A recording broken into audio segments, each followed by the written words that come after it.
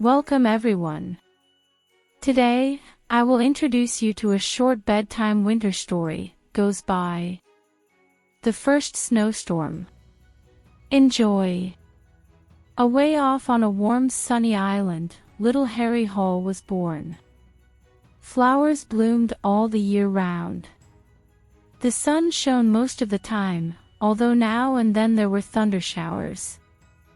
Many wonderful plants grew wild, while on the shore shells and seaweed and queer little fishes were often to be found. When Harry was 6 years old, his parents took a journey to New York. It seemed very odd to the little boy to live in a place where there were so many people, and such great houses.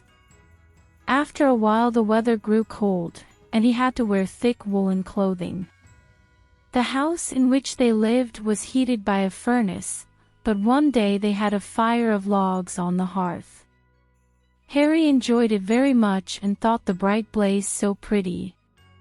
The sky was gray and cloudy one afternoon, and Harry had been standing by the window watching the streetcars. Suddenly the air grew thick, and he could scarcely see the houses opposite. Something white and feathery fell slowly down and rested on the window ledge. Then it disappeared. But more and more of the little flakes came, until there was quite a ridge outside of the window. Harry opened the sash gently, fearing it might fly away. He was surprised when he touched it to find it so cold. He took some up in his hand, but in a moment, it was only a drop of water. By that time the street and the men's hats and coats were quite white.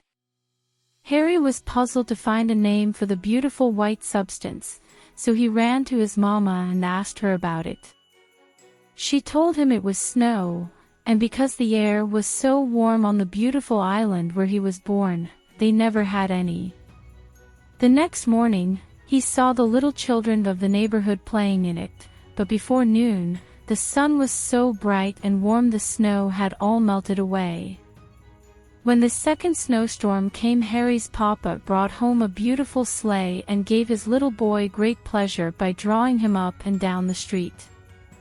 Harry soon learned to go out by himself and made many friends, especially of the little girls, as he was very generous with his sleigh. But he has never forgotten his surprise when he saw the first snowstorm. Those precious memories will stay with little Harry forever. Thank you very much for being with me today. I'm Corey Lay. Good night and sweet dreams.